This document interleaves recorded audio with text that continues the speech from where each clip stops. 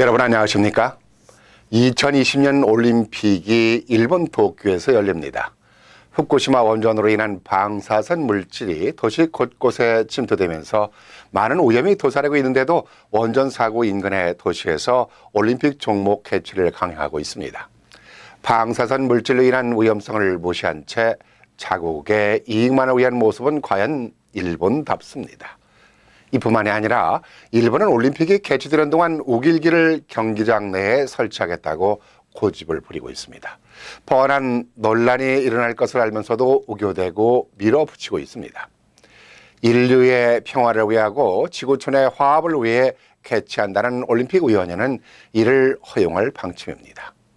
올림픽위원회가 이런 일들을 이런 식으로 추진하는 걸 보면은 기본적인 인류의 역사의식조차 갖추지 못하고 있다고 봐야겠습니다.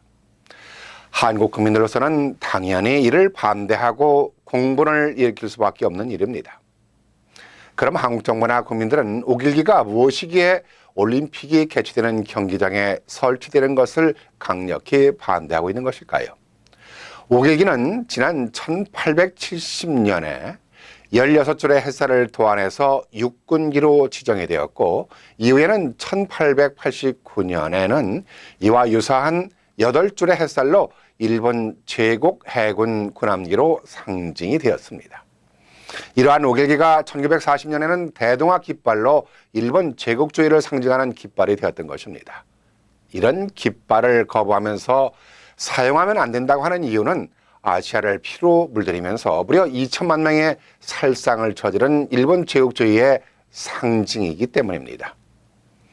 지난 1937년에 중국인 30만 명을 대학살하는 난징 사건을 비롯해서 태평양 전쟁 말기인 1945년 1월에는 10만 명에 이르는 민간인을 학살했습니다. 인간으로서는 도저히 할 수 없는 인간 생체 실험으로 1,800명의 생명을 빼앗았습니다.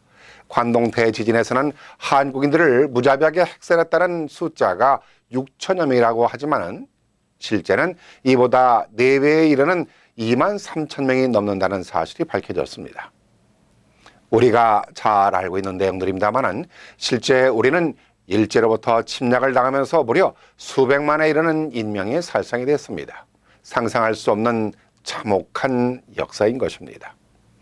대한민국 국민이나 정부가 우길기에 대한 거부 반응을 갖고 있는 것은 당연한 일이 아니겠습니까? 2차 대전 주범이었던 독일의 경우는 그러니까 나치의 상징인 갈고리 모양의 십자가를 기억하실 겁니다. 이를 하켄크로이츠라고 하는데 이 모양을 국제적으로 사용할 수 없게 되어 있습니다. 그런데 전범 국가의 일본 우길기는 아직까지도 펄럭이면서 올림픽에까지 전시된다고 하니까 화가 나는 일입니다.